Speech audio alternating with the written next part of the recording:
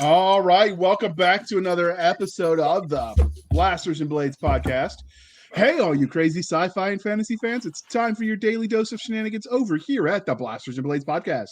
Just three nerdy veterans geeking out over our science fiction passions and fantastical fantasies. A place where magic is king, the sky is the limit, and space is the place. The podcast that puts the fun in dysfunction. Without further ado, we are going to dive into this episode. So today, we're going to mix things up with a book review of A Terrible Fall of Angels by Laurel K. Hamilton. But first, let each person introduce themselves in case you found us and this is the first time you heard us. We've got none other than Mr. Nick Garber of Apogee Fan. Can you tell us a little bit about yourself and how listeners can find you? I'm Nick Garber of Apogee Comics, and you can find me at www.apogeecomics.net, and you can find me at Apogee Comics on Twitter and the other thing with the pictures, Instagram. And you can also find me at Nick Garber Art on Twitter and Instagram at Nick Garber Art. And also, if you are in the Las Vegas area next weekend, the 22nd through the 24th, I think that's right. I don't know. Check your calendars. So next Friday through Sunday, I'll be at the Fanboy Expo in glorious Las Vegas. All right. So you're just putting me on the spot because we're recording this Easter and you said next weekend, which means I have to put it out this week.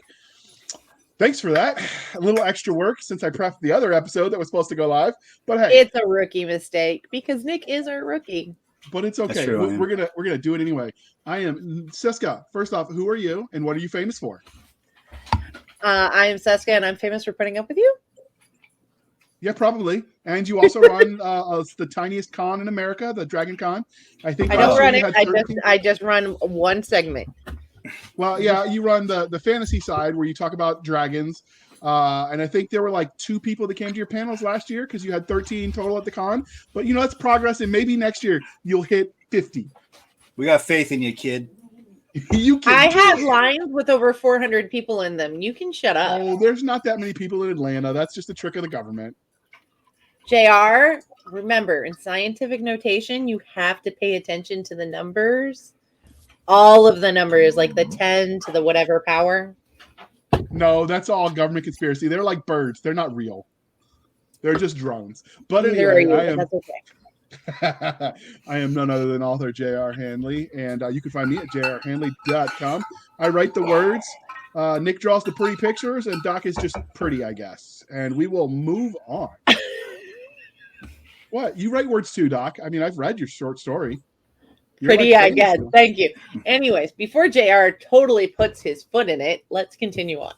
All right. So first, because we're doing a book review, I thought it would be important for us to show you how we're going to organize our reviews. And this will go forward for every review we do, but we'll repeat it every time just because.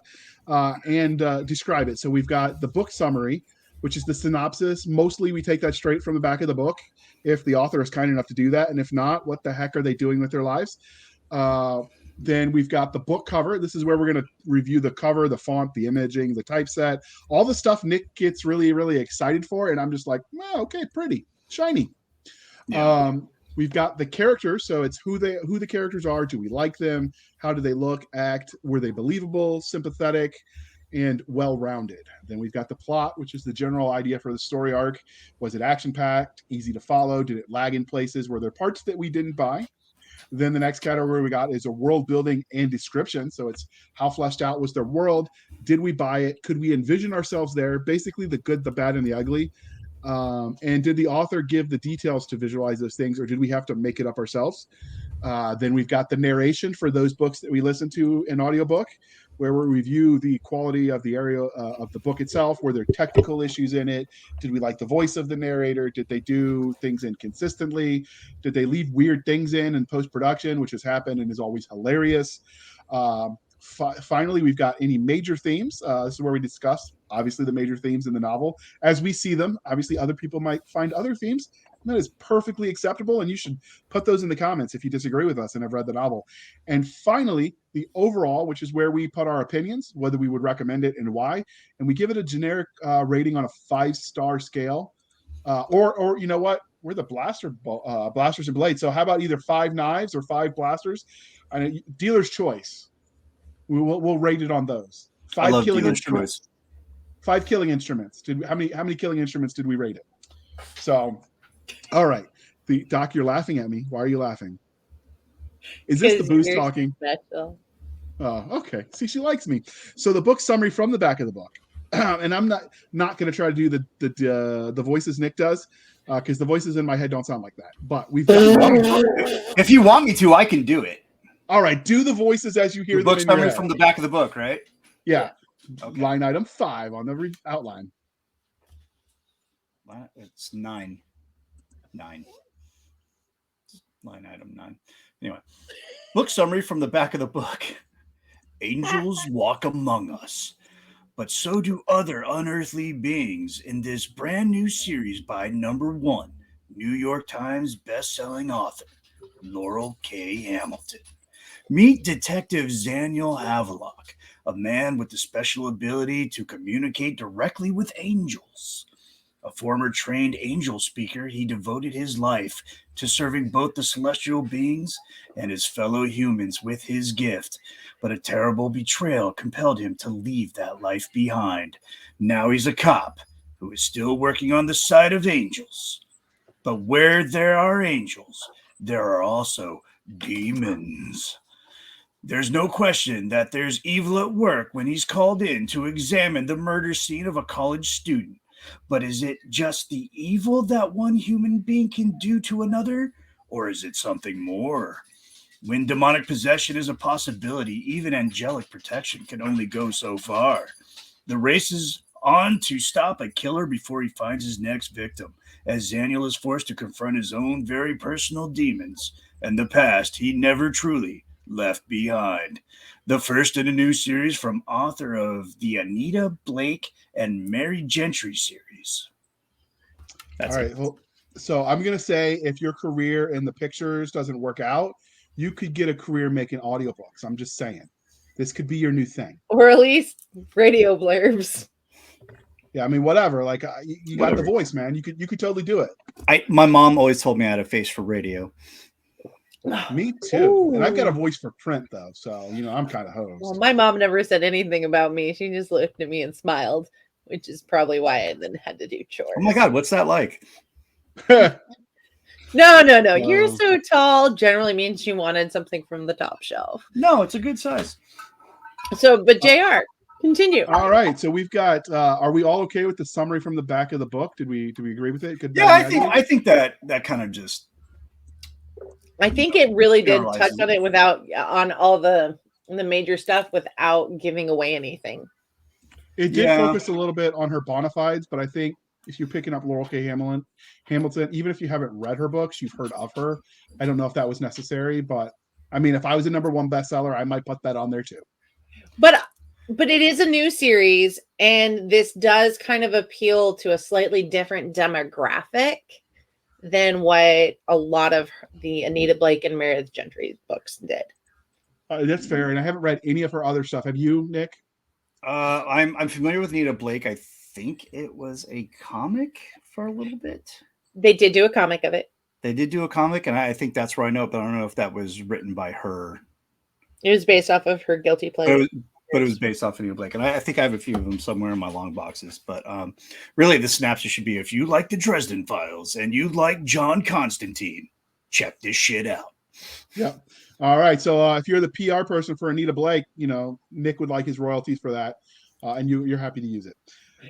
So, so this is the part where we talk about the cover. You're not going to ask if I've read Anita Blake before?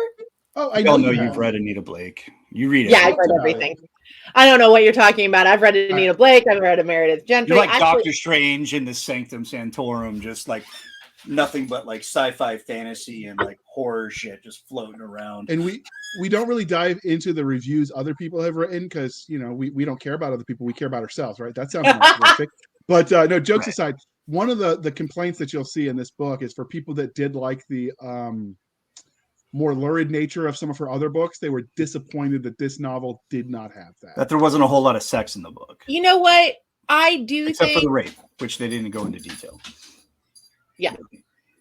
One of the things that I really liked about it, Laurel K. Hamilton will never go into that. She has point blank said in interviews when somebody asked her at a convention, and she goes, "No, I don't write that. No."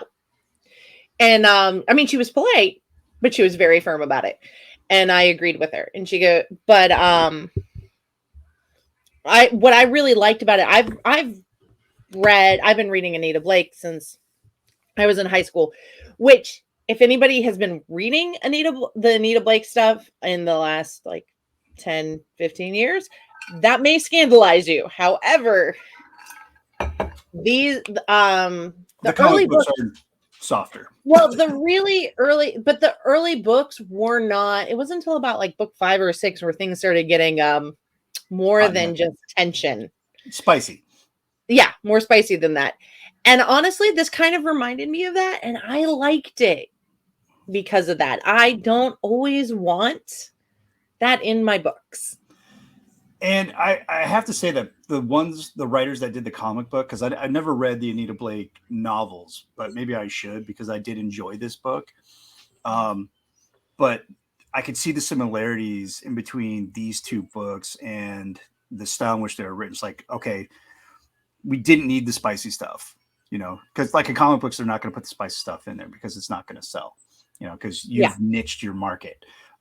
So there was the, I don't know, suggestion of spicy stuff, but like in the comic, but we didn't have to go into it because it really didn't add anything else to the story, other than, if you wanted to show like, oh, this guy's really passionate about whoever, it wasn't needed, and thank God it wasn't in there because there was enough going in there with the world building. Before we talk about world building, because that comes up later, you want to talk about the cover? Show me the cover. All right, we are going to put the cover up. So this is an ad copy I found, but it's the clearest image of the cover I could get that would show on the screen, because otherwise it got really pixelated. But if you look at the screen, the side on the left is the actual cover.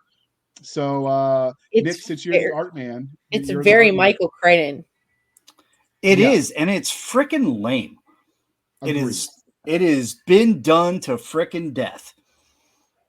Like, oh, okay, it's the silhouette of our protagonist, and we'll put a shadow of whatever he's fighting in the background. It's lame, it's overdone, it's old hat. So the shadow, I took it to be like his guardian angel that comes up in the story, who obviously drinks. Right. If I was guarding him, I might drink a lot too. Just Oh, because Daniel gets himself into some shit. All right, so Doc, did you like the cover? I does not strike me as really a Laurel K. Hamilton cover. It really, I feel like it's more like a Michael Crichton. I can see that type lit fiction, modern interpretation. It's not bad. It is a very different. Bad. If you look at this and you look at every other title that Hamilton has, you will know immediately that this is in a very different vein. And so if you're trying to signal visually to a reader, this book is not Anita Blake, it's not Meredith Gentry, it's a something else, then they definitely succeeded. I think they phoned it in. Whoever did the artwork or whoever. I don't think they phoned it in. I just don't think they definitely phoned in. I just don't think it was very urban fantasy. I would skip this book just based on the cover. See, I would put this book just based off the cover next to like Michael Crichton. Like, if you didn't know who Laurel K. Hamilton was, and then you're under a rock. Besides that. But let's say you're a 13-year-old kid, you don't know who, and you see this cover and you're into that kind of stuff. Her name is the biggest. So it's really, I'm selling my name. Please buy my book. So you're saying the big issue with the topography for you is the fact that the biggest thing in there is her title. Like if you were to go off of sizing, you just looked at half of the book cover and you went, okay, the title must be the biggest part, the biggest font. Then yeah, I guess I can see your problem with that. Well, if you're marketing something, I mean, yeah, she's a name. People should know who she is. But if you got that young reader, that just been living under a rock and doesn't really know. I mean, 20-something-year-olds really don't know much about reading. Everything's on the screen. When you say that, part of me dies, only because I can't argue with you. Right. So they're selling the name, and that's what they're banking on. But any marketing strategist is going to tell you that you have to sell to the lowest common denominator, people that don't know who you are. Especially if you're starting a new series, because this is where they discover you. So you need something a little, I wouldn't say flashier, but you need something that kind of like throws a little bit more about what the book's about. It's like, okay, someone's going to look at it like, all right, so he's got a guardian angel following him, but really all they see is the name of the author. Yeah, well, I kind of also, that scene in Lucifer where they have Lucifer, the actor there, and then you see the silhouette of Lucifer, the angel behind him. That kind of reminds me of it. I didn't necessarily get guardian angel. I got angel in disguise more off of this. No, I can see that too. Because look, he's holding his weapon, so's the angel, and the angel's holding the same weapon he is. No, I can see your point, but my point stands. It's kind of confusing to anybody walking by on a bookshelf in Barnes and Noble and see that and be like, oh, well, that's not really my thing, even though it could be their thing. Yeah, that's what I was going to say. I thought the cover was boring. I tend not to like a lot of the trad pub covers. But you could see all the colors. I could see all the colors, but I do think a lot of the trad pub, well, some of the trad pub covers, because the ones that I notice are because they're like that, they have that artsy fartsy feel to it, like it's trying to take itself too seriously. And if I was like, we read this book because you wanted us to, Doc. If I had looked at, and thank you, I mean, it was a good book. Right, but if I had just looked at the cover, I wouldn't have taken the time to read the back of the book. Oh, yeah. If I had read the back of the book, I wouldn't have made me read the book, except for we were doing this for you because you've put up with a lot of our book reviews of stuff we liked in the past. Well, you guys put up with my drunken shenanigans, so I'm pretty much right. But the next 20 years, like the IRS. But I'm glad we read it, but I would not have. I would not have read it based on the book description, and I would not have read it based on the cover. They would not have grabbed me. I'm probably not our target audience. I tend not to do like the paranormal and all the Dresden style stuff. I think that's my jam, baby. On this one has really changed in some ways from where she's normally been, which I think is why they were trying to go for something just so different from her other series style book covers. I wouldn't be surprised if she merges like those three characters into like you find out they're in the same universe. No, they're not. They've already. The paradigm is just too different, and the world building, if you're familiar with her other series, is just too different. Anita Blake's like vampires and stuff like that, right? Yeah, Anita Blake's vampires and zombies are real and werewolves are real. Right. Our classic universals are real. Meredith Gentry's all about the Fae. I think it's. I mean, if anything, I'm probably start reading some of the other characters. So to be fair, though, we don't know that zombies and werewolves and vampires aren't in this universe. I mean, angels are, so it stands to reason other magical creatures could be. The Baba Yaga also exists in this universe, right? Yeah, which I thought was kind of cool. I feel like maybe it would have been. Yeah, mentioned. I had to read. I had to go back, and I'm like, did I just read that? Yeah, and we'll see. We read this after Steel Claws. What? And I'm like. We had planned on doing this before we did the Servants of War interview, but then Larry Correa mentions it, and he mentioned the Baba Yaga for his book. So when I heard it mentioned this one, I'm like, wait, what? So it caught my attention. Yeah. So, but I mean, so what? You got anything else on the cover before we move on? Or are you good? No, let's move on. Direct the ship. All right. So next is the part of the review. We've got the characters. So first, the main character was Detective Zaniel Havelock, who's a LA detective on a supernatural unit of the LAPD. So what did you think of Zaniel, the main character? And we'll start with you since you were just talking, Doc. I really liked it. I thought it was a very different main character for Laurel K. Hamilton. She normally goes with female characters as the main characters. I mean, she has done some novellas focusing on Rafe and different characters in her series that are male, like Micah. I think Rafe may have been the wrong name, but but so she's done some male POVs, but this is a really dedicated, when you do a novella versus a full-on book, it is a big dedication to writing from that male POV. I really did like that it didn't feel like a male version of Anita or a male version of Meredith. It felt like Zaniel Havlock is him, separate from everybody else. And I really enjoyed it because I've seen sometimes where authors get really used to kind of writing that same main character, and Right. they just kind of like, well, let's just attach boobs to it and then we're good, and that's a female, or just the opposite aspect of it. And I think she did a really good job of making it so that he's a good guy. He's respectful of women, but he doesn't demean himself to be respectful. And which I think is great, because I think Laurel's been very good in her other series about making sure that she has strong women, but she doesn't have strong women because of a lack of strong men. And so this time she flipped the script on herself by choice. Oh, and that's very good for a writer to do that. That takes skill and talent, and it definitely takes experience. So, what did you think of the main character, Nick? I thought he was really relatable, especially to me. So you got this law enforcement guy. He's on his second marriage. It's kind of on the rocks, you know. Is the Army vet? He's an Army vet. I mean, this dude spoke to me, you know.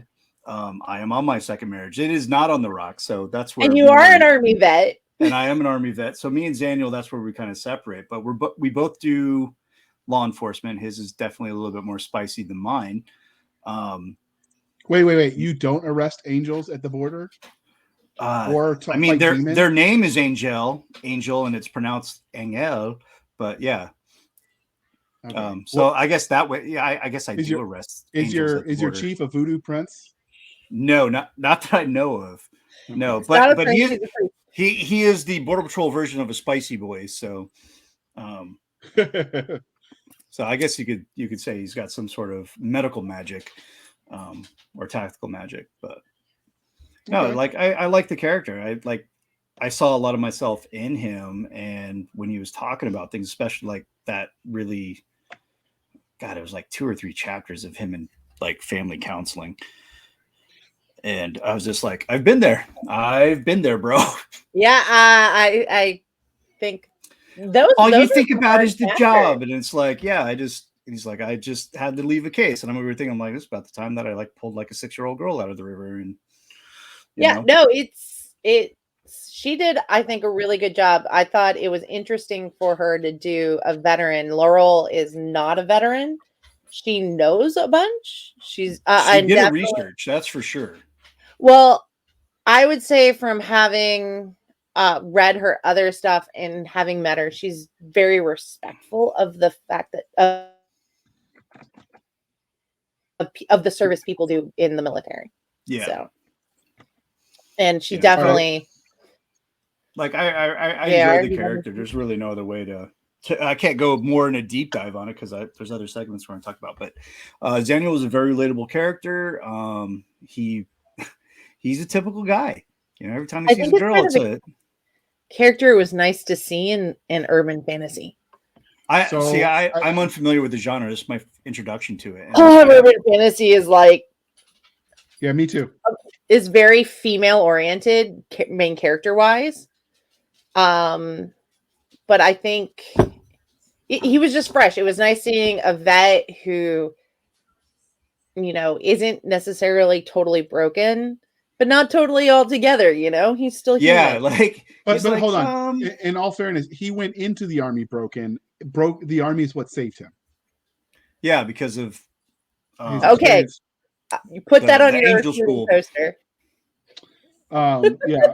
So I would say that for me, at first I really didn't like him. He seemed like every trope of the homeschool kid who's not very social, like what you heard about in the 1980s and 90s about the idea of homeschooling. Obviously, people have different ideas on homeschooling now. So we're not getting into the politics of that, but just the trope that you heard in the 80s and 90s of the kids that were Yeah, but his homeschooling. homeschooling was a lot different than anybody Well, else's. right, but I mean, That was nothing like COVID homeschooling, man. right, but he had that vibe of like he didn't really have the social norms.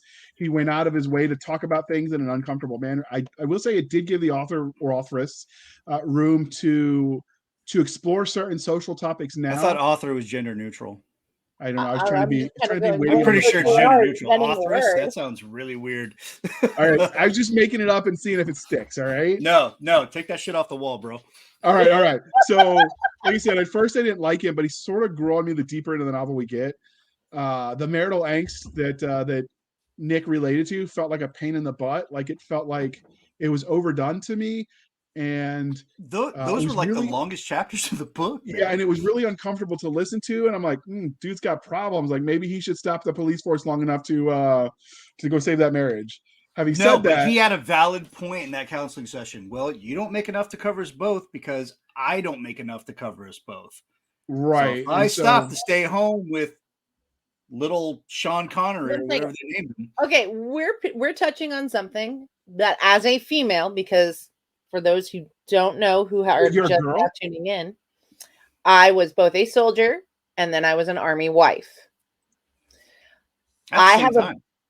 And afterwards too. You know, I stayed married to him after I got out. But one of the things that drives me nuts, both as a soldier and as a female who has been married, is when you are married to somebody who is already doing that kind of a job, cop, soldier, fireman, EMT, hospital worker, nurse, those kind of jobs, and you marry it, you already know the deal because, and I totally understand women who say, or it's men who say, Lord knows, every guy who's ever dated me was like, I like strong women. They're like, okay, yeah, I mistake, pump the brakes, let me off the ride. So sometimes you get in over your head, but it's not fair to ask that person to change because all of these are jobs where there's an innate part of who you are that draws you into doing that. And it's not fair to date somebody who's already doing that and already found their path to answer that call in them to do something more greater to help the community, to then ask them to change who they are on that. Because it's not, these are not jobs that are just 9-to-5 jobs, which is part of why people don't like being married to people doing these jobs, but it's also why they do those jobs. So it's a big pet peeve of mine in relationships. You married somebody that has this instinct in them to run towards danger. So, but it's not just run towards danger, but it's to help and run towards danger. Okay, I mean, we'll throw that in there. I just thought that was all. Is willing to stand there and hold the line. Yeah, just someone who's willing to either run into a burning building or run towards gunfire or run towards, a medical emergency after, violent acts. Yeah, I generalize it as run towards danger because or run towards the unknown. I guess that's probably a better way to classify it. Running towards the unknown. So it's also, you can tell by that, those people are just naturally, they're not risk adverse people. They'll calculate the risk to themselves and to everything else. And then they're like, all right, cool. If it's within the variance, then they're like, all right, I'm going to do this. And a lot of people can't handle that. When you're dating or if you already, like my previous marriage, totally fine with me jumping out of airplanes and running towards combat, running towards gunfire, but like Border Patrol stuff, that seemed to put a monkey wrench in things. So it's like, okay. I will say this one in defense of that, and we've talked offline, this is the only defense I will give, is it's different to worry about it every single day than just worry about it for 9 months or 12 months or 15 months consecutively. Yeah, absolutely. No, I will say that one. My insurance is paid, so like if something happens to me, I mean, you hit the jackpot. That is not the point. out the It was the movie. point for her. Gallows humor. That's the gallows humor we live with when we choose that path, and that's the one thing that makes people in the combat arms a little different. Like, it's one thing to say, okay, we're training to go to the range, which fits the review because this fits Zaniel's character. It's quite another to say my one and only mission in a combat zone is to pull people out of dangerous positions by putting myself in front of them. Yeah. Right? Like that's a whole nother mindset. Like the idea of, well, I may go to war, but I'm just a cook, I'm just a clerk, I'm just a truck driver. Well, your job, what is it? Well, it's to drive trucks and fight war, but to drive trucks. When you're an infantryman, or in this case, detective fighting demons, it's what's your job? To fight.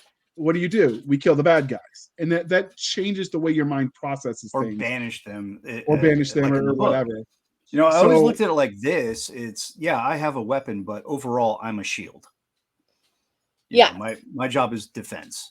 Right. And I have a weapon to protect myself. You're speaking now as a cop, and I was answering just from my experience in the Army. But you're right. Well, even then too. I was a really spiky shield in the Army, but okay. But at the end of the day, we were still shields. Our jobs were to protect innocents. Yes. Whether it's our crew, our teammates, our battle buddies, whatever. I mean, we're still a spiky shield. We just happen to have a really cool offensive weapon and a whole lot of them. And a whole lot of caffeine and hate and rippets to keep us going. So, and Copenhagen. I don't know. Can I say that? Can I say that? Yeah, we're good. I used to. Cool. Well, anyway, so you got a time limit, so we're gonna keep moving. So I will say that for me, the marriage counseling felt that do I don't I. It felt a little drawn out. I don't know if we're being entirely honest. If we weren't reading the first book and knowing we've got years maybe before we get the next one, so you kind of had to treat this as a standalone. If we knew book 2 was out and we were going to read that next, maybe it wouldn't have felt that bad because the psychological effect of knowing, hey, the next book is right there. Okay, well, it's just world building, right? But knowing that we have to wait, I think that changes the way as a reader you view a book. But I think also is still very true to how she writes Laurel. And you can see it in the Anita Blake series, particularly where she talks. There is a lot of personal feely stuff in it, which I know, JR, you write Mill SF, which normally does not have to do with touchy-feely, human, gross, sticky emotions. Tyrus did nothing wrong. Yeah, and so what we do in Mill SF is we just send freedom seeds out to liberate everybody from our pew-pew sticks, and we rock on. But, so speaking of touchy-feely stuff, well, let's talk about the character's growth and development. So do you feel like there was any growth or maturity of the character from start to finish of this novel, Nick? Yes and no. All right. So personally, and how he's doing with his relationship, and that seemed to be kind of like a really underlying theme here because he's obsessed with Reggie, or not obsessed, but like he doesn't want to get divorced. He wants his stuff to work. He's thinking about that. There is growth there on a personal relationship level. And how he evaluates his relationship and how he could probably just be better. So there's growth there. Growth as far as the rest of the book, there's really not much growth. He's kind of jaded and felt very noir in that respect. Yeah, it's very like when I was reading it, I'm just seeing like rain all the time and everything's dimly lit and there's neon everywhere on the outside. Yeah, I mean it has a very and I like that stuff. So it jammed with me, No, I know that you're saying that and you're saying these in very loving tones for you. So, but I think that there's a lot. I think Reggie shows some growth in that, she starts to accept that, this is who she married and he's still like, he hasn't changed.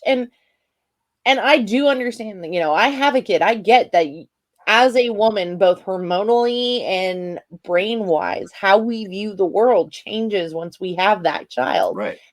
It's supposed to happen like that. Yeah. Lord knows I railed against it, but it is supposed to happen like that. It is normal. It is not weird. At least that's what my therapist told me. Well, I think when it comes to Zaniel, I think his only growth, because as a human being as a whole, he didn't grow. Like when you read a book, especially everything's kind of like based on a hero's journey. So is the character better at the end than he was in the beginning? I think no. I think yes it's and the no. I think if that if the point was the work-life balance, which he figures out towards the end, he's like, yeah, maybe I can do that a little better. I mean, if we're going to count that as growth, then yeah, he did grow as a character. but I think that honestly, because I mean, bear in mind, this is the book doesn't take place over weeks. It takes No, place it's over like like a week, maybe a couple like of days, like half 4 a to 5. week. Yeah, like Banker's Week. Yeah, which is very Laurel K. Hamilton. She will do these intense weeks, and it's like, ooh, that would be emotionally exhausting to be one of her characters. And reading it was like an episode of 24. Yeah, like no, it definitely has that action-packed feel of you're going. There's not a lot of slowdown, and even when you think you're slowing down, you're really not. Like the hospital scene. It's like, okay, he's gonna go check on his partner. No, shit's about to go crazy. No, but I think that Zaniel had a lot of growth, and it's hard to talk about some of his growth about how he perceives the world without giving away any spoilers. And I'm trying to keep it spoiler free, but how he views the relationship between people and angels and the College of Angels and how they treated the people there. Really, he has some very paradigm shaking moments. Like his off air. Like what? that didn't happen on screen almost. That was the setup already established. No. When you get into the entire stuff about the spirit animal, he had some like what flash. I don't know if you would call them flashbacks, but there are a couple flashback scenes. A lot of it was recollection of his time at the what the hell was the name of that school? College of Angels. College of Angels. So it's so simple, yet I forget it. Like I forgot Reggie's name. Kept calling her Richie.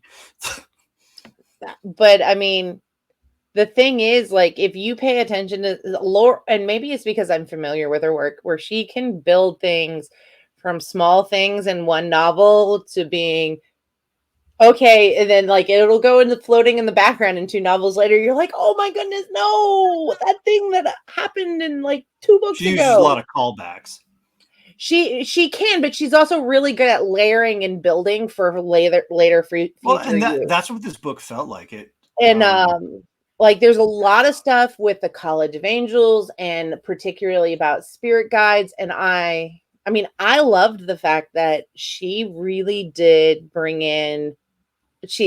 We keep talking about angels, but this is not a Christian only book. No, they're just using it as a plot point. No, it is a plot point. It's a good plot point, but it's not a Christian only book. We have Wiccans in there. We have voodoo priests in there, and they're good characters. They're not the stereotypical of that people are going to come in and think. No, his lieutenant was badass. Dude, I as usual, I ended up liking some of her. I loved some of her minor characters or non-main characters. Support characters. The support characters way more than Havelock. Like Havelock was cool. I like Havelock. He's the focal point of the story, but is he the story? No, it's the supporting characters. His lieutenant, like I'm like, give me some more of that guy. Because he's cool. The same, probably not in the same way as Cisca wants, but no, I don't like him like that, but I really want to know his story. Oh, there was so much potential for like you could do like prequels to this, as it's rocking and rolling. But I mean, Laurel does make characters that are fully fledged characters, even for your yeah, they weren't just sexy lampshades, Yeah, they actually they contributed to the movie, the plot, and so much noir. Those other characters, the supplemental characters, become lampshades, and here they're not. No, they are active participants in this world. Yeah, and I think that was really cool, and it was really well done. So, I actually read the book. I didn't just read the synopsis. I know. I'm so proud of you. So I didn't really feel like we saw a lot of growth in him per se as a character. He seemed pretty close to where he started. I guess if you get a little too philosophical, you can see some growth. I see the point. You really have to dig for it, Jr. She really, Yeah, it's not on the nose kind of thing. right. But this does feel like, don't let that get out. They might take away our blue cord. If you're listening, she's got the scroll bar at the bottom that says Grunts can read. But while I didn't feel like there was any growth, and normally I would say that's a negative, it would be a ding on the book, because this feels like the book serves as the start of something more. Yeah, I can forgive that. And I really feel like we wouldn't have even noticed that probably if we had the whole series to binge read. We'd have been like, of course it was growth, because you're going to have the benefit of hindsight. But as a standalone book, because the second book isn't out yet, it just didn't feel like it. And that sort of resonates with a lot of my complaints. It feels like if there was more already there in the form of the next book, then, maybe I would have been okay with it, which, that's a preference choice. How much latitude are you going to give an author book to book based on, because it's a series versus, I don't know. Is that, Cisca, you've read a lot of her other past works. Is that common where the development takes place not so much in the first book, but like in the second and third or continuing books? Well, I think that because she does come into it with a perspective of building a whole world, and she's not like, even though this is urban fantasy, she doesn't rely. She actually does build the world. She doesn't just go, oh, we're just going to tweak this one little thing and then it's all going to be good. So she still does some stuff where she has to explain it. So I think I really enjoyed it, but I do think you're going to see less world building and more of the plot and character development. Well, and I'm glad you brought that up, because it seemed like this book was the majority of this book was the world building. Yeah, like, this is the world you stepped into. We'll deal with the characters as we move forward, but you really need to understand the world. She really also, with her books, this one really had, in some ways, so a lot more world building than like Guilty Pleasures, book 1 of the Anita Blake series, and a bit more than the Meredith Gentry, I think Touch of Darkness, maybe the first one. Or I don't quote me on that, because I'm sure I'm messing it up. I don't quote you because I always screw that up and then you throw it back at me. Like, that's not what I said. Because I'm the ex-wife you never wanted to have. Thank God I dodged that landmine. So before this becomes the blasters and blades therapy. But I think she definitely is building this, and I think what JR is talking about, and JR is used to definitely reading more indie books that publish at a much faster rate than traditional publishing, is she already but I guarantee you she already knows that she has at least 2 to 3 books when she wrote this in outlined. Like, I guarantee you. I'm sure she had like a 3-4 book deal before she even put pen to paper. Because I mean, Meredith Gentry is over 20 books. Not Meredith Gentry, sorry. Anita Blake is over 20 books. Meredith Gentry is close to 10. Tons of them. So, I mean, she knows she has the time and the ability and the audience to build a world in her world building. Right. And but I think a lot of book 1s, even when you read them in like the Messenger series with Terry Maggart, I'm blinking right now. A lot of them have a lot more world building. You just don't notice it because you can binge from one book to the next book much more quickly. Okay. All right. Yeah, so that's reasonable. Because we do have a time limit and we're already 43 minutes in, apparently Nick has a social life. So what's that like? What? That was not authorized. Right? No, you authorized it like 6 months ago. Oh, oops. So were there any... It wasn't a leave request. It was leave awareness. I was letting you know that I was going to be doing this. So were there any other main characters that you felt like in this novel? Or just a... So I'm so bad with names. I think there were... Go to commercial. No, that's after we finish this question. But I felt like there weren't any other main characters. There were just a passel of secondary characters. And by passel, I mean metric butt ton. Like, there's a lot of people to follow. There was a lot of them, and I like the only one I remember is like his partner who fainted. I can't remember his name. Yeah, the one that opens in the hospital scene where he passes. Yeah, and he's just like super happy and just like what did he call it? He had a name Blissed for it. Out. Oh, dude, I loved blissed that out. one. I thought it was hilarious. What was it called? Bliss what? Blissed out. Because he Yeah. saw Blissed the out. Yeah. because he saw the angel. That's sort of in the opening, so I'm not like we're spoiling anything with that. But like, so there were a lot of secondary characters in the form of people at the College of Angels, the people on the police staff with him, and then of course the bad guy for this book. So I feel like there were a lot of almost too many to name. But I feel like there were a lot of secondary characters that could raise, in prominence as the series goes on. But I didn't feel like there were any other main characters for this book. What do you think, Doc? I think when it comes to this book, that Zenial really was the main character, and she took the time to make sure that he was the main character, as well as she took the time definitely in the character building of the other characters, so they're definitely flushed out. And I think she will definitely be bringing in more. I really, as a secondary character, even though I'm spacing on his name, his friend from like my favorites were probably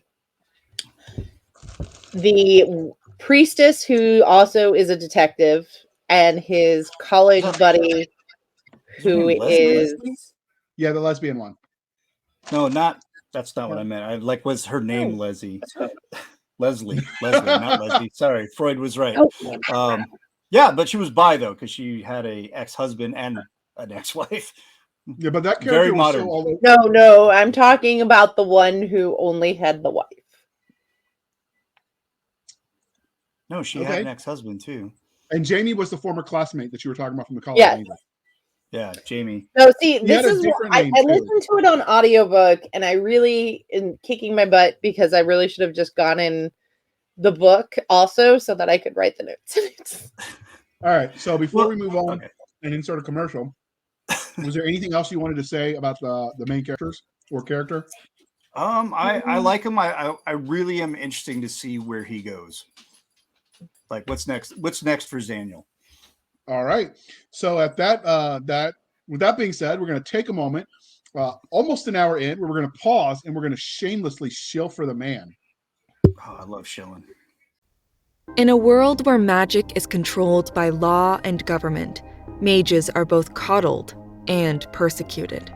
Corey Monroe knows she isn't a mage, and her best friend is. Reality isn't always what you know. If you are looking for an urban fantasy with found family, an education-based magic system, and evolving storylines, try My Luck by Mel Todd, Book 1 in the Twisted Luck series, available exclusively on Amazon. All right, thank you for sticking with us for that commercial interlude. And we're back. As Nick said, he loves to shill for the man. And so we did, and we're back. Capitalism. And we're talking about Laurel K. Hamilton's A Terrible Fall of Angels. Now we're going to dive into the plot. So, Nick, since I'm going to put you on the spot, what'd you think of the plot overall? Overall, it was pretty good. I can kind of see where she's going. The ending, I was left wanting more, but also like, really, this is how you ended it? I feel that one. I wasn't too thrilled with the ending. Yes, I know you have like a 37 book deal, but Jesus Christ. If you're doing even as a comic book writer, I know that after you solved all the problems from one issue, you still have to leave a couple of problems open, but there has to be like a definitive end, burning up the demon with summoned hellfire or angel fire or whatever. And the one thing I didn't like is you would think, because this is a cop story, that it's going to be episodic, where every episode, every book is a new crime, and then there's the overarching. This one, we didn't even feel like we got a resolution for the first crime that started it with the unspeakable act that happened to that college student. It's like, well, we knew who did it, but they're like, it had to be more than just the motive of the guy that he was inhabiting. Yeah. I thought there was a lot of unanswered questions there. Hopefully that happens. They get answered in the next book, but because it seems like that demon is probably going to come back. Yeah. What about you, Doc, for the plot? So story arc, was it action packed, easy to follow, that sort of thing? I think it was easy to follow. I definitely felt the presence of a larger multi-book story arc in the novel. Yeah. Which I think that kind of left me with a feeling of, okay, yeah, but we fixed that, but what about this thing? Yeah. What about this MacGuffin that you didn't solve? And that is just also because I've been reading a lot of indie authors and I've gotten used to them publishing faster. Yeah. Or like we're all spoiled with the indie books. Or you know, I recently started a series, but the book was already on book 8. The series was already on book 18, so I didn't have to wait. By the time I catch up, she'll be out with the next one. Thank God for Faith Hunter. Yeah, okay, Faith Hunter is one of your favorites. You're gonna make us read that too? You're gonna have to get her on the show at this point. You've gushed enough. So for me, this was the plot. All I've been reading for 2 months. So for the plot, this was your sort of classic detective whodunit, which is why Nick is seeing the noir sort of feel. Listen here, see the Danes. Yeah, I'm not as good as Nick at you, kid. I can't do the voices as well. Doc's about like to have a coronary. If you're listening, like she's shooting her wine out of her nose and her face is like blotchy and red and it's ugly, people. She's ugly. I'll release it on YouTube if you want to see us make the faces and spit stuff out of our nose. There it is. But so this was, like I said, this was a mystery per se, but instead of the world, but instead of the one mystery, which would be the murder that started it all, it almost seems like the world itself is the important mystery, which while I get in an overarching plot sense, and again, if this was the series was more of it, if more of it was out when we read the first one, maybe that wouldn't be such a big deal. But like, I don't have any resolution for the plot that started it, and we obviously can't get resolution for the whole world because that's what's going to push the series forward. So that's where that you delineate the bad guy for the book and then the overarching. And we didn't get we got the overarching shown. We didn't get the minor murder, I feel like, satisfactory concluded. Right. I mean, we got a lot of answers right around like chapter 18. Like in the hospital, we got a lot of answers. And then nothing. It was just and then nothing. Like I was like, oh man, I got through this book really quick, and I was like, oh no, there's 20 more chapters, and I'm like, why?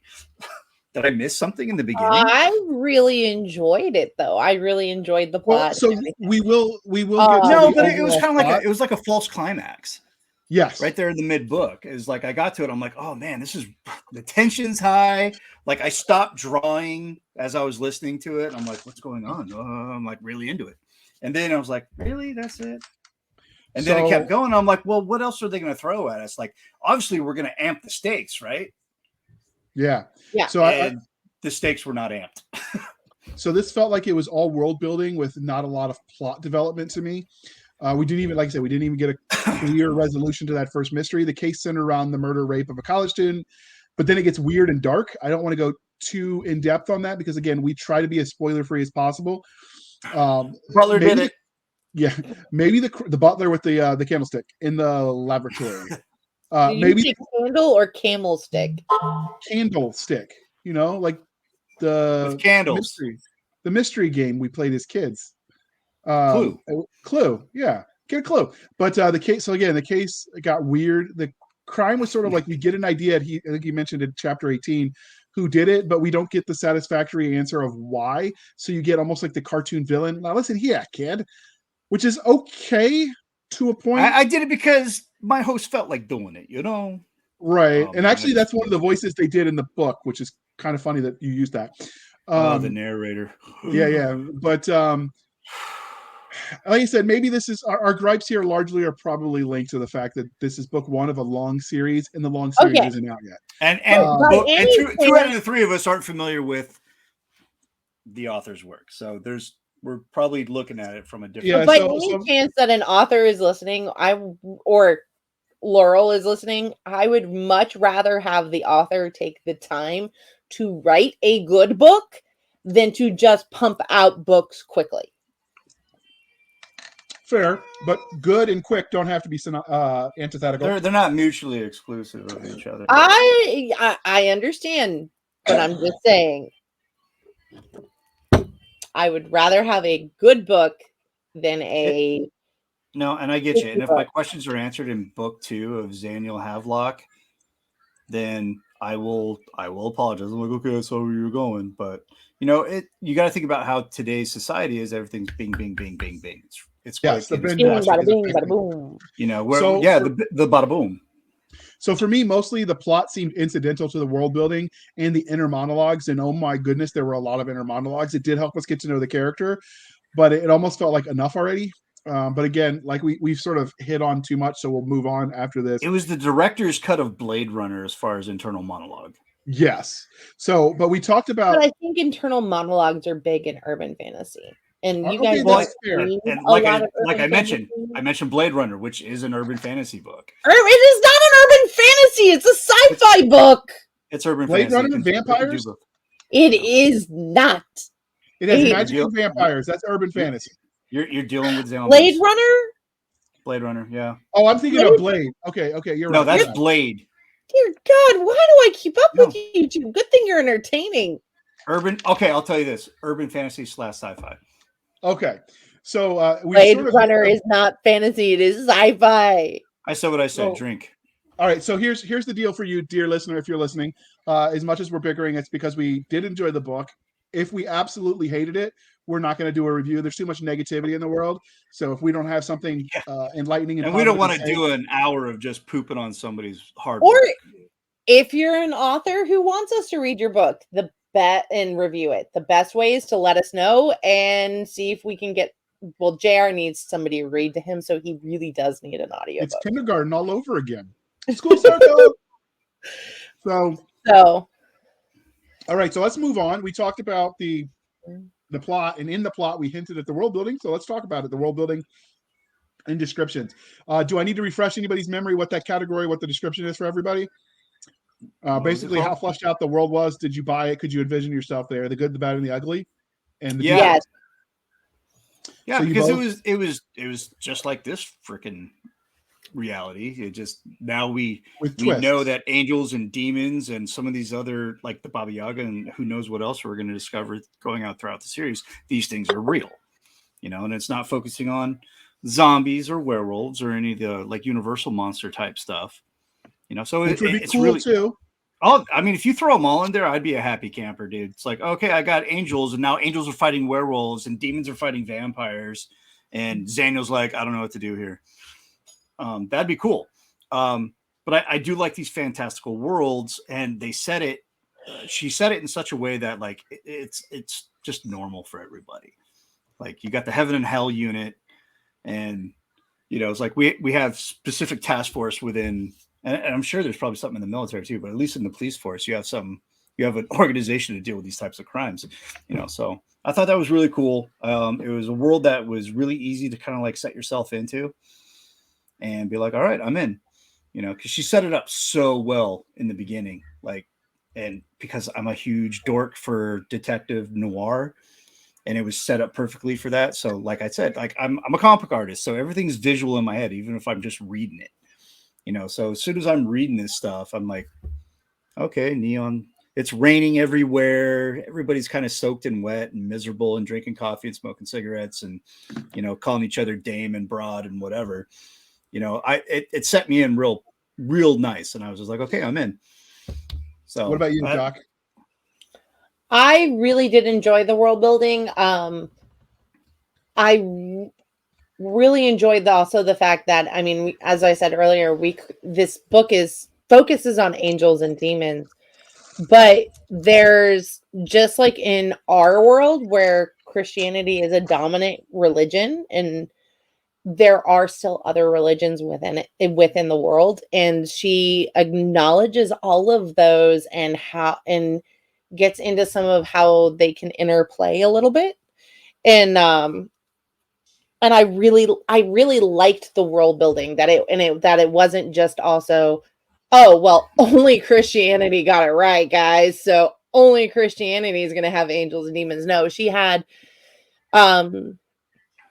talked about the voodoo priest and how he has to deal with some of the things involving his religion, and because of how spirituality works and the spirit realms, I guess, work and interact with our world in this universe. And I thought it was really well done. She definitely thought it all out which I thought was great. I truly enjoyed the world building, and I think it would be a kind of a cool world to live in, to be honest. If I had to pick one. I mean, so far there Unless are the no demons come vampires and murder and no you. zombies, and I really do freak out about zombies. So, that's a plus in my book. Unless the demons come and murder you and steal your body as a skin suit, like that wouldn't be cool. Well, I mean, just to be fair, Well, I don't like angels will zombies kill you just as either. good. This is true. So this is very fire and brimstone kind of angels in this book as they're described. It's not the floating on a cloud playing a musical harp and No, they are rainbows and sunshine. direct. They are Old Testament angels, bro. Yes. They are fire and brimstone. It's like because they stood between 7 and 9 feet tall, and they all chose kind of white because that's kind of what we expect. They're not Cupids. Yeah, they're not cherubs. Right. These guys are menacing cold dick killers. Yeah, I don't think Laurel plays on that one. Yeah, not yet. It would be funny to see a cherub show up in this series, though. You know what? I could see if she listened to that going, oh, I got you. And, Don't worry, Nikki, I'm I got totally you. okay with that. Yeah. So this is, for me, this is the part where Laurel really shines in the world building and descriptions. If you've read any of my book reviews on my website or heard any of the ones we've done when we were Sci-Fi Shenanigans, and we've re-aired the ones that the audio wasn't corrupted, like the Starship Troopers. Like, I'm all about the descriptions. Like, give me more Tolkien and less, bubblegum pop. Like, I'm not like knocking people that don't want a lot of descriptions. They want to read it like there the was fast a paragraph summary. describing the wings. But I like that. Like, I dug it too because what I read plays a picture in my head. I don't know if a lot of readers do that. That's up. Like, if I read it, it's a movie in my head, and I'm just like, there's quick cuts and angles and like just focusing on the wings and like pans and I thought it was cool, the descriptions of and the length of descriptions too. So it gave me a lot of information to deal with. So, but it didn't feel Tolkien-esque in that it dragged on. It was like, okay, already we get no, it. Like, Laurel. No, it was a couple of paragraphs, not 5 pages. Right. And create a picture using effective word use. And I think that's where she really shined. I agree with you there. So she created an alternate version of reality where all the things magical and supernatural are real and involved in daily life, and everybody is aware of them. That's one of the things Doc asks a lot when we interview authors doing urban fantasy kind of thing is, do people know about the magic? Because I guess that's a distinguishing factor.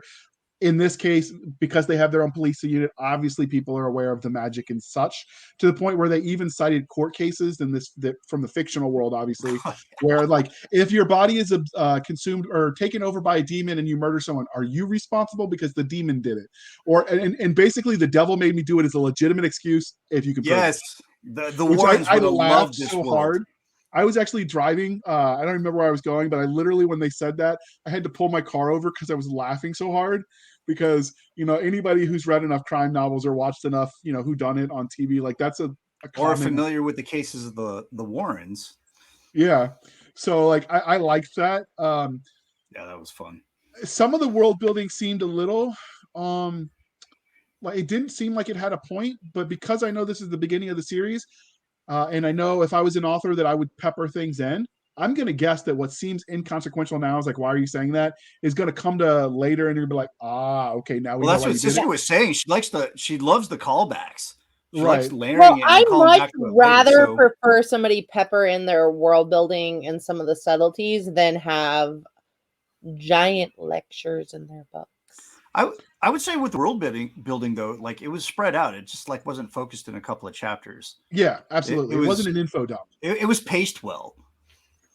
Ha! Look at me using jargon.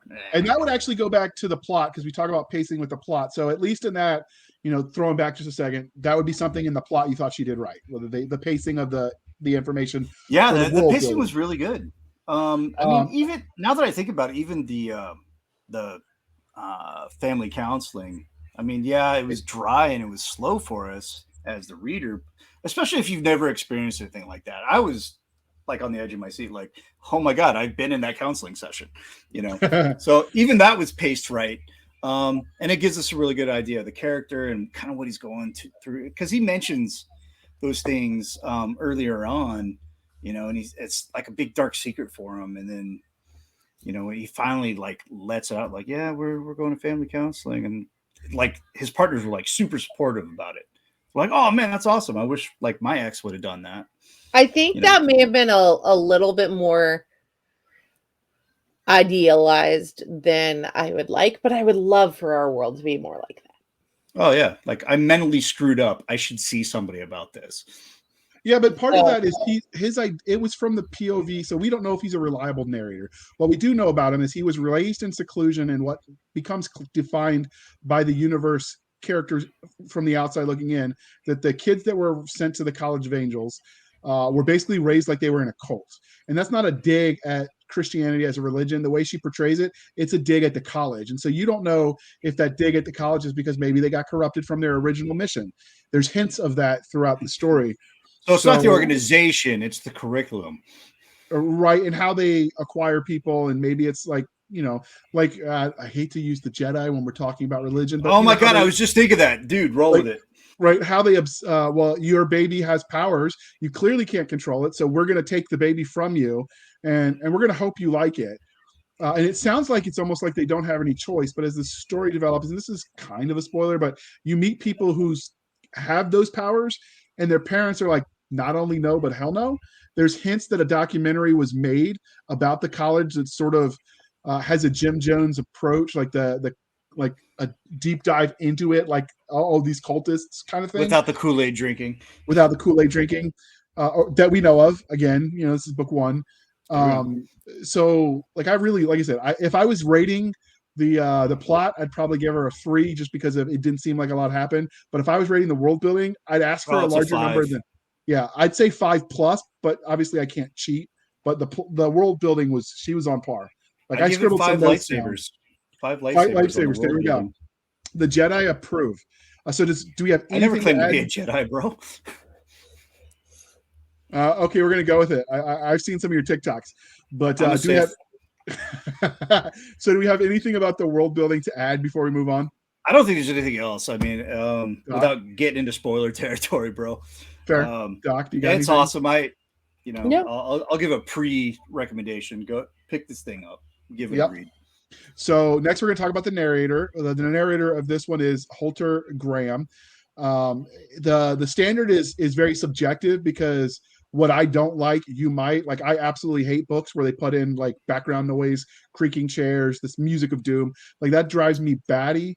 But I know people who love that crap. No, it didn't. I'm just using this as an example of how narration is such a subjective thing that we'll just try to describe what we liked about it and didn't, and then you're going to have to listen to the sample, dear listener, and make your own decision. The great news is you can get the first 4 or 5 minutes, generally speaking, as a sample, so you'll know whether the narrator is nails on chalkboard or not for you. But Cisca, what did you think of the narrator? I liked the narrator. I thought it was really good. I thought he did a good job of conveying emotion without that emotion being so overwhelming that it distracted from the ability to hear his words. Yeah. What about you, Nick? He had a problem with consistency because he liked to use different types of tones and voices for the characters, and he had a problem with consistency. So there was times where it's Zaniel speaking, but it sounds more like the demon speaking. Yeah. And I kind of had an issue with that. Stabby listened to a little bit of it, and she's like, "I hate this guy," and she left. And to be clear, she hated the narrator. She hated the narrator. No, nothing about the book. She's like, I can't even listen to the words because I find this guy's voice annoying. I'm like, okay. And that's valid. There are some people are rave about a narrator that I'm like, it's like nails on. But his voice was very, if it's akin to Richard Dreyfuss narrating Stand By Me. It sounded very similar. If you've ever seen that movie. Yeah, I can see that. It was very like, because Cisca's young and she's never seen that movie. No, because Cisca's a dork. How have you not seen? Never mind. We'll dig into that later. I was busy reading important books like The Herald of Aldebaran. Maybe we will do that Blasters and Blades therapy hour because, but anyway, Yeah, it's not going to be tonight. But that's how I felt. That's the only issue I had with the narrator is that he would have inconsistencies in the voices that he would use. So it did get a little confusing in some parts because I'm like, well, who's talking? Is it Zaniel? Is it this guy? Is it this guy? But other than that, he had it's not a voice that you're going to fall asleep to. You know, it's not monotone. It's not dry. You know, he put inflection in there. He put put a lot of obviously emotion. Stabby disagreed, but I didn't find his voice annoying. I think she caught it like during one of the, conflicting voices. It's like, yeah, that's I don't know. I can't follow who's going on here. What's going on? So I thought, but overall, I think he did a really good job. Yeah, I think overall he did a good job as well. Sometimes there were odd jumps in his enthusiasm level. Like one minute he's talking, calm and steady at a certain part, and then for no reason that I can discern, he's like getting super happy in his voice on his vocals. But it wasn't too distracting, which is going to lead. I'm going to continue the next part of the review of the narration. Was he a good fit for the story? I think, and then I'll let you guys answer, that he was. I think because, like I mentioned before, my only issues with the narration were more like post-production and technical. There were multiple times where the tracks didn't seem to merge together quite right. So that was the jump in volume that we discussed. Almost like it made me think that like there was something wrong with my device. Yeah, I thought that too until I listened to it on my phone and then my computer, and like I was seriously like doing some nerdy like looking to figure out what the heck was going on. But I don't even know, like, obviously as the narrator, he's responsible overall. I don't know how much of him as a narrator is being directed and how much he's working independently, which, some of that stuff might be out of his control. I think I found that most of those problems were like during the short chapters that are only like a couple of minutes. Almost like they were cut stuff out, maybe. Yeah, it would do like this hard jump, Yeah. And then it was like, okay, what the hell happened? And so I'm checking my phone. I'm like, wait, did I skip something? And then there was a couple of chapters that I listened to like 2 times to make sure that, like, I'm like, am I crazy? No, nope, that's just the way it is. Okay, cool. So, so obviously we waited. Do you think he was a good fit for Zaniel? Yeah, his Zaniel voice was good. His demon voice were good. The female voices, obviously, could always use work for that. But the couple of the angel voices, they sounded similar. But wouldn't they within the canon of the universe where they're just so in this universe, and I don't want to go too deep because it's spoilers, but in this universe, a lot of the supernatural appear in ways that humans expect them to appear because if they showed their full majesty or evil, like it would warp our minds. And so some of we'd go crazy. Right. So some of that sameness can be explained away by, well, of course they're the same because humans think of angels as the same, right? So I'm going to cut that. Very soft voice. Yeah, you're right in your catch, but there's an in-universe explanation. And we try to give the author the benefit of the doubt that they know what the heck they're doing with some of those decisions. So obviously does. She's written like 50-something books. Right. So what about you, Cisca? Did you think the narrator was a good fit for Zaniel? I really liked his voice for Zaniel. I thought he did a good job with it. It definitely had almost at points that noir grit to his voice. And but I have a hearing issue, so I don't catch the subtleties that Nick does or you do in the narration. That's why I have a job here on the show. Yeah, and he has a job to be the artsy of the fartsies. Yeah, but I can read too. Yeah.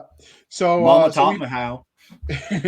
Adrian. Anyway, I never learned to read.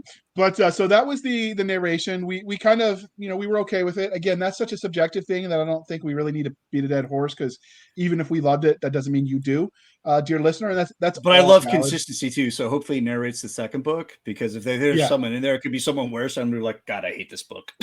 So the next part of the review is we talk about some major themes. So the first major theme, I felt like, and these came from us sort of together, and if you have different themes and you want to tell us about them in the comments, is a great place to do it. But I thought the first major theme was found family. Nick, you had something to say about that in the pre-show. Can you go on? The work-life balance part, or No. The found family that that Daniel has with both the police and his life outside of the college. Right. Because you got a guy that doesn't. Does it really say he doesn't know his real family? Yeah. He was Can't remember. 5 or 7 when they Yeah, dropped him he off. was He has taken no very memory. young to the college, right? Right, so he doesn't remember them much. So, and I think this is where she nailed it. The military is a great example of that. People that didn't have great families or they didn't know their family, they found the family within the organization that they had. And I think she touched on that really well without giving anything away. So she does have this family, or he has this family within his agency, and also some of the friends that he made, within the college too. Yeah, is that what I was talking about? Because I talk a lot of shit. JR, you're muted.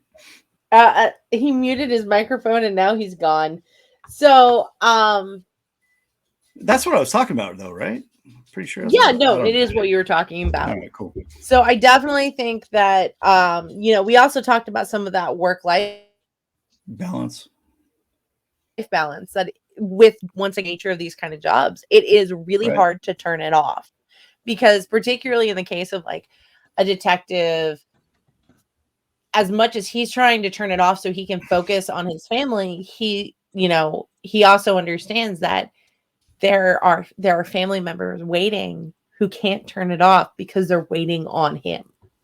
So, I thought that was really well. I think that the unit did a really good job of kind of portraying a more perfect world that we would be nice to live in, where but I think it also talked about how with their unit put an emphasis on trying to maintain that home life balance because of some of what the intensity of what it is they do. I would have to assume that the divorce rate is super high in that unit. Yeah, you're not just dealing with cops and robbers and rapists. Well, I mean, the divorce rate among cops is pretty high. The divorce rate around veterans is, well, let's just say if I only have one divorce, I'm good. Yeah, so there's a lot of military who thought PCS meant permanent change of spouse instead of permanent change of station. So I get it. So I think no. My spouse just thought if you ETS out, you have to leave the spouse behind. Oh, okay, no, that's not how it works. You don't DX the wife. Yeah, don't worry. Well, you can't get any better. That's the therapy. That's the therapy episode. But I think the main character discovers. Yeah, he's found family after his fall from grace, the College of Angels. I do think that that's going to be an overarching theme. They hint at it a little bit. I feel like talking too much about that would be spoiler territory. I think it's probably one of the strongest themes of the book besides mental health. Yeah, but so when he left the College of Angels, he really was alone in the world with no real identity. But he had these skill sets because while he was at the college, he was trained to speak to angels. But before that, before they knew that was his calling at the college, he was training to be one of the warriors set, however they classify that. So Daniel was the perfect example of screw it, I'll join the military, which is the male version of I'll just be a stripper. Yes. And so I feel like he found himself through the army. And then when he left the army, like most people do, he said, man, I missed this crap. What was I thinking? And so there's a high proportion, and I couldn't give you real numbers, but a large number of people that leave the military end up going into some form of law enforcement because that found family and all of that. Well, I think it's not just necessarily law enforcement. I think that there's a certain drive of that found family aspect in that community that we want to leave behind the things we didn't like, but we still want to keep and honor the things we did have. Right. Yeah. I think a major aspect of it is the structure of it. We know if we go into an agency or organization that has similar structure in the military, like law enforcement, you're more than likely, at least that's what we're thinking, more than likely to find people and build relationships like we had in the military, because we're all bonded by the same fire, So I think that's pretty much it with the found family, unless you guys want to elaborate before we talk about the mental health stuff. No, I think we beat that horse to death. Nope. All right, that poor horse. All right, Yeah. so the next Come on, theme we that ride at dawn. the next theme that I saw was that mental health recovery. So, Cisca, since you haven't talked recently, we're gonna put you on the spot. What do you think about that as a theme? I definitely thought it was both a very good theme, and she dealt with it from multiple angles with one of the characters who kind of finds a recovery method for them, and you as a reader, you're kind of looking at it and going, is this a snake oil sale, or did it actually work, or is it just it worked for that one person? As well as the mental health the baggage we as vets bring in to everybody brings baggage into a relationship, particularly a relationship when you're coming into it as an adult. But I think as vets we bring in a unique mix of baggage into it that she touches on it some without fixating too much on it, which I thought was good. So it's definitely a theme. I think it's a theme that I've seen in some of her more recent works of being the trying to be more mentally balanced. Okay. Yeah. Which Okay. I think is good. I'm tired of seeing the broke, mentally messed up veteran everywhere. I like seeing a veteran who's going, hey, look, I have issues. I'm working on them. And I'm not going to apologize for my issues. And I'm not going to apologize for working on them. And I think that's some of what we need to see more. Well, yeah, there's a huge stigma, especially when it comes to males, to just suck it up and drive on. Don't talk about your mental health. That was the big thing. You can't go see, the shrink because you're worried how it's going to affect your career. And it's like that law enforcement. Luckily, that stigma is starting to go away. What I really loved about this book is that it was very pro mental health, and it was very supportive, even within the characters inside the book. They're like, oh, you're going to counseling. That's really awesome. That's great. I wish I would have done that, or I wish we would have done that when they're talking about their prior relationships. It's not a stigma that we need to hold on to anymore. Like, if you're broken, first step is admitting that you're broken. Second step, getting help. And then, you're going to work on it and you're going to slide. It's like walking up a muddy hill. You're going to take 2 steps forward and you're going to slide back 1. It happens. And they illustrate that in the book. So yeah, mental health is awesome. It's great. Keep yourself mentally healthy. This book is a big supporter of that type of ideology of guys can go to shrinks too. Go get your head looked at. Go see the shrink doc. Go get your head looked at. Get yourself better. You dig? And that's cool. Airborne. So that's one of the things that stuck out in my time. So Nick and I, when we were in the Army in active duty in the early aughts, it was a career thing. If you admitted you were going to mental health counseling, you hid that, much like a pro athlete might hide their steroid use, right? Yeah. Or an ACL tear. Right. I remember when, as I was getting out, there were a bunch of people from the early war that were combat veterans coming home with PTSD. And rather than say, crap, war can cause PTSD, they said, oh, they all had pre-existing personality disorders that somehow just manifested right after going to combat. And they booted hundreds of people out, right? Yeah, so I feel like, for me, this is always something I've been supportive of. We've talked about it, I think, a lot. I don't want to beat a dead horse, but that's always been something the three of us have agreed on the value of. Absolutely. And I think she illustrates this through Zaniel's former classmate, Jamie. I can't remember his angel name, but because of what he saw, and how the angel stuff affected his mind, he sort of got what, you would call schizophrenia, but it was angelically brought on. His mind broke as a result of his time at the college. We get to see him recover with some assistance. It was a little bit of a fun journey to see. And we also see it in the POV of some of the family members he made on the way in his found family. Jamie, the secondary character, I'd almost like a book about him. Like, he could be his own star in a standalone or side novel. Like, he was that flushed out. So I really like that. And I found it especially moving because, the scourge of mental health issues has cost me some of my friends. And not just not just my veteran friends. So like I really dug how they portrayed it through Jamie, but they weren't candy cane and sunshine and rainbows, right? Like there was a time where the main character Zaniel was like, yeah, this guy's out of his cotton picking mind right now and he's not in a good place, so I'm not letting him near my kid, but I still love him and I'm still going to help him and so on. Like it was a good balance of mental health helps, but it's not the cure all, and you still have to make your bones right with your situation. So yeah, it was support without ostracization. Yeah, but it also didn't like candy coat anything, right? Like it was great. No, that hit really hard.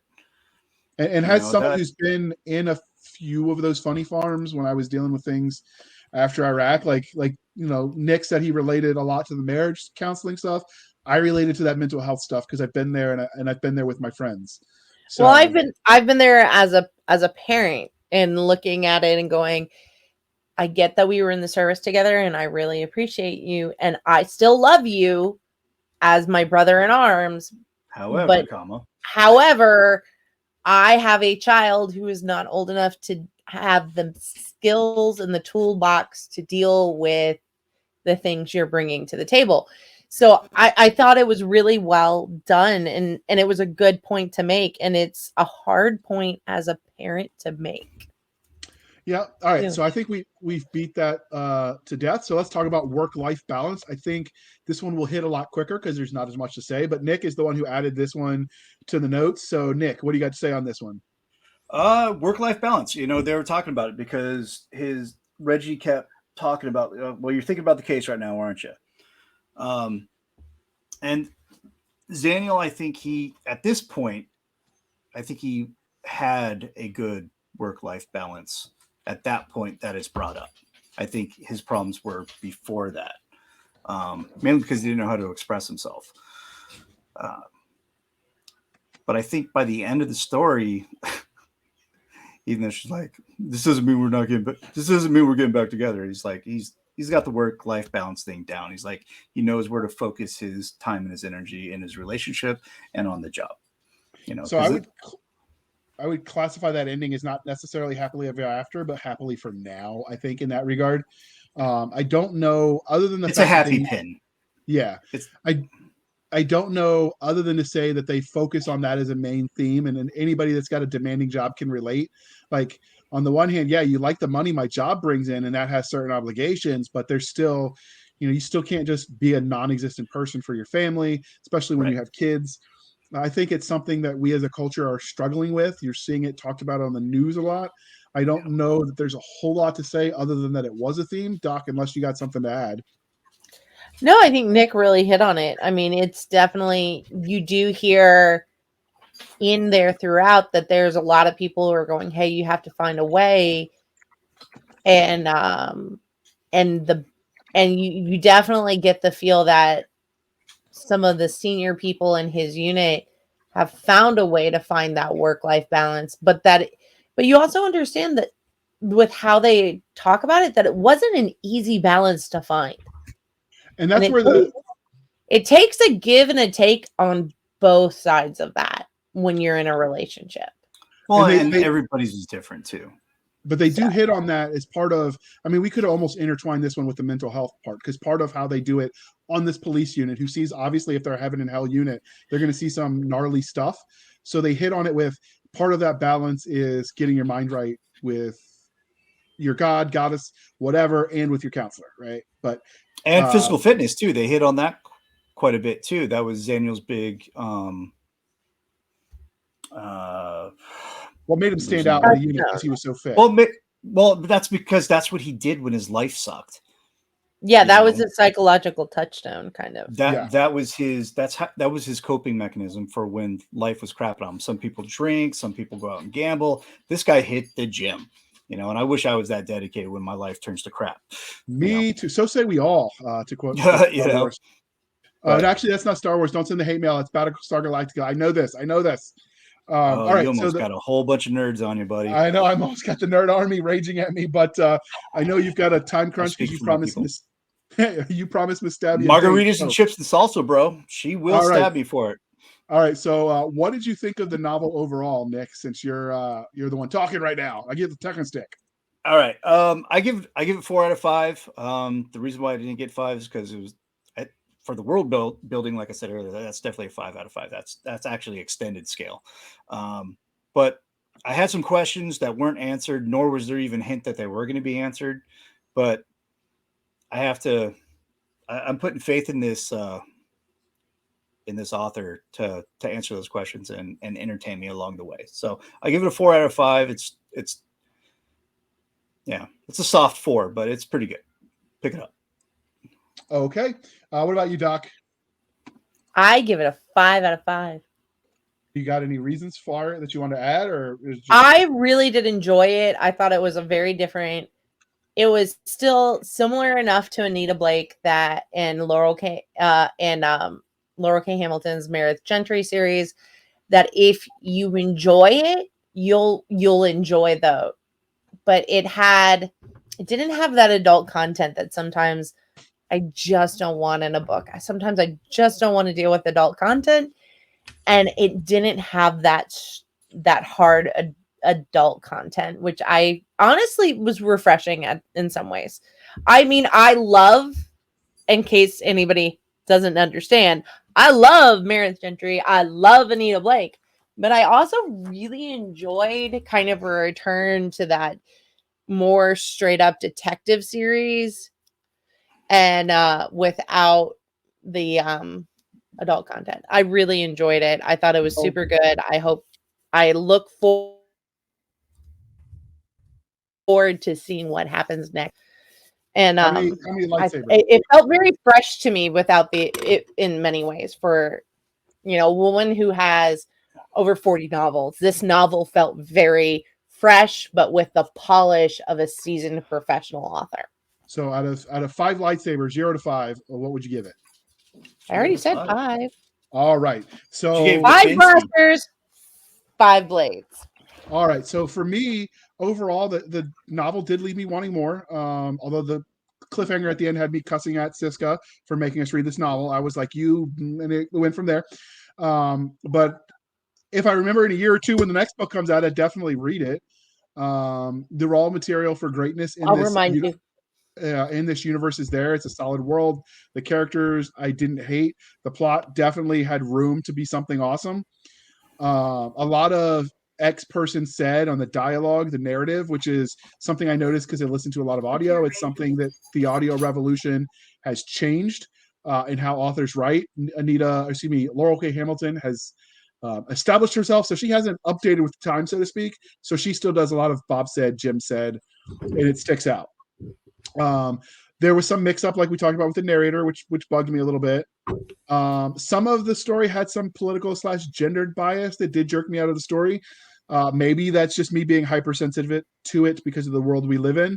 Doc's nodding her head yes. But it wasn't so bad that I threw the book. So, I mean, like I'm willing to keep going. Again, cliffhanger ending made me mad. A lot of the world building slowed down the plot, but the world building was so excellent, I was willing to forgive it. I felt like the price point was a little bit much. And that's pretty standard with TradPub in general. I think some of those books get overpriced. I probably couldn't afford to read a lot of those books on a regular basis. I'd have to go to the library. So I'm probably going to have to figure out how the library does audiobooks. Overall, we'll go together, man. We got this. Overall, I'd say, so I'm somewhere between 3 and 4 stars or blasters and blades. So I'm going to give it 4 just because, I err on the side of generous. There was room for improvement overall, but I definitely wanted a sequel. I definitely liked a lot of it. And I probably, if I was rating this when the next books were out and I was already reading the next one, probably give it 5 stars. So, take that with a grain of salt. And since we are on a time crunch, before we let you go, we are going to harken back to our founding as a sci-fi shenanigans and say, please be kind and speak your mind on the reviewing platform. Your reviews help the right readers find the right books. So do the thing, people. And as you notice, Nick dipped out because his wife was about to stab him, and we don't want a man down. But we did have to leave that man behind. So Doc and I are going to bring this to a close. We didn't leave him behind. He left us behind. He went to go have margaritas and chips. I really want the chips and queso. Yeah, that does sound delicious, but I start my diet again after Easter. So I don't play that game. Well, I got to be, what's to say? You want to be airborne, you got to be thin. Well, I just want to be thin at this point. So Not that I'd ever wear it again, but it'd be nice to fit back into my uniform. Although I'm old enough that all of my uniforms are no longer in service, so I don't know what that's worth. My mother just took all my uniforms away. She went, "Oh, look, you've been out for 8 years. You don't need these anymore." Mine are in a duffel bag at the bottom of my stairs somewhere, and like archaeologists will find it in 100 years. My mother Like, just has no boundaries. So the next part of the we would normally do post book review. We'd talk about what we're reading now, but you just listened to that episode, so we're not going to make you listen again because it'd be the same. So instead, we're going to talk about how you can find us. So we are over on the Twitters at twitter.com/SF_fantasy_show. Again, twitter.com/SF_fantasy_show. Our email is the Blasters and Blades podcast at gmail.com. Again, Blasters and Blades podcast at gmail.com. We have the Facebook group where all the shenanigans happen. You should go check us out. Join the comment section. Tell us everything we got wrong. Tell Doc everything she got wrong and that JR was right about everything. You know, however you want to do it. Doc Whatever. Stop having your Tourette's moment. You want to tell her that pineapple absolutely does not belong on pizza. That's the great place to do it. Stop sending me your hateful pictures, people. That's torture. So you can find us on Facebook at facebook.com/groups/Blasters and Blades podcast. Again, /group/Blasters and Blades podcast. You can find our website at anchor.fm/blasters-and-blades. Again, anchor.fm/blasters-and-blades, where you can support the show for as little as 99 cents a month. You can help keep the lights on. More is always appreciated. But if all you do is share with your friend, that counts too. That does help spread the good word and help us, keep the lights on. You can also support the show at buymeacoffee.com/author J.R. Handley. Again, buymeacoffee.com/author J.R. Handley. Be sure to put in the comment section that it is for the podcast, and I promise I will keep my co-hosts Doc Cisca and Nick Garber ensconced in a library of books that they can only read in a lifetime of lifetimes, because who doesn't need new books? I need new books. Some of you think we drink more than we do because we make jokes about it. So we're going to not make that joke today and see how you like it. And maybe we'll find another bit down the line. But you got to support. I do actually drink coffee. Oh, there you go. I can keep my co-host Nick Garber and Doc Cisca duly caffeinated. They will drink coffee until their liver surrenders. My liver will never surrender. Or never quit, because Mama didn't raise a quitter, right? Nope. All right, Doc, bring it home. Thank you for spending some of your precious time with us here at the Blasters and Blades podcast for the not stabbed Nick Garber, his special J.R. Handley. He is special, guys. Trust me, I know this. I'm Cisca. This was the Blasters and Blades podcast. We'll be back same time next week, same time, same place. We're enjoying our love of nerd culture, cheesy jokes, and of course, all things that go boom, and pineapple on pizza. Heresy! No, delicious.